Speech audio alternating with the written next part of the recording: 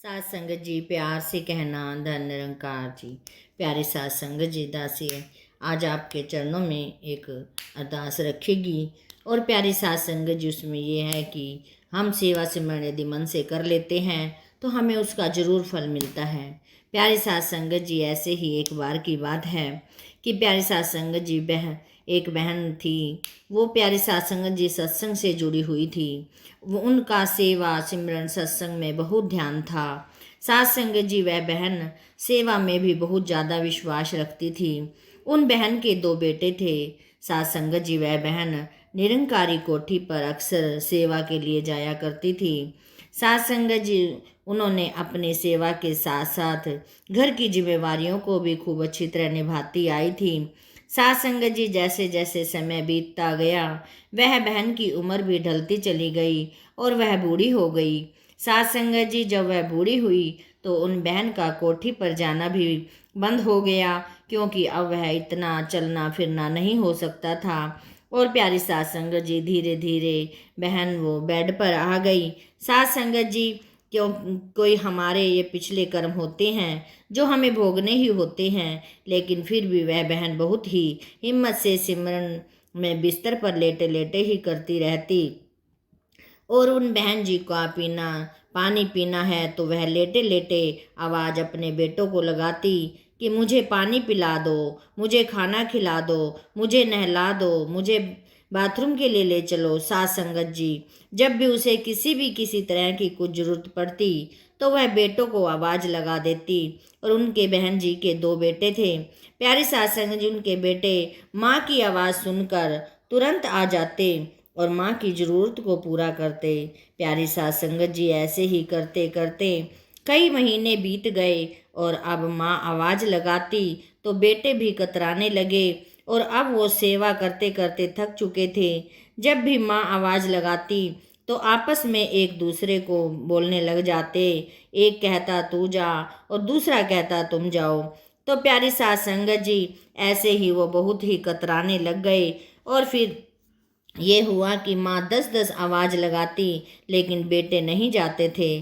फिर साध संगत जी, माँ ने एक दिन आवाज़ लगाई तो वहाँ कोई आया और उन बहन जी को सारा काम करके, सारी सफाई की, खाना पिलाना करके लेटा दिया। साध संगत जी, ऐसे ही 4-5 दिन बीत गए कि वो बहन जी एक ही आवाज़ लगाती और कोई आता, सारा काम सफाई सफाई करके, खिलाना पिलाना करके, साफ सुथरा बिस्तर करके लेटा कर चले जाते। एक दिन साध संगत जी, उनके बेटे सोचने लगे और आपस में कहने लगे कि अब माँ को क्या हो गया है। माँ तो एक ही आवाज़ लगाती है और चुप हो जाती है, उसके बाद कुछ नहीं बोलती। माँ की यह क्या हुआ है।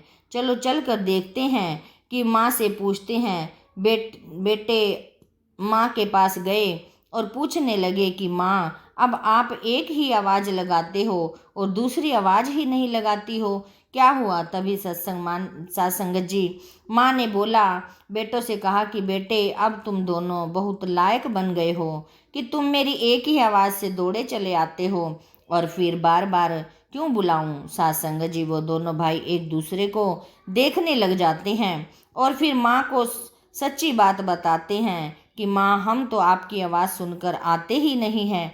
तभी माँ एकदम सुनकर हैरान हो जाती है कि ये तो फिर मेरे सतगुरु दीनदयाल ही आते हैं जो मेरी सेवा करके जाते हैं। साध संगत जी, माँ की बात सुनकर वो एकदम शर्मिंदा हो गए और उस दिन से माँ की लगन से सेवा करने लगे। साध संगत जी, उन बहन जी का जीवन पहले के बिना पहले से प्यारी साध संगत जी एक पहेली बन गया।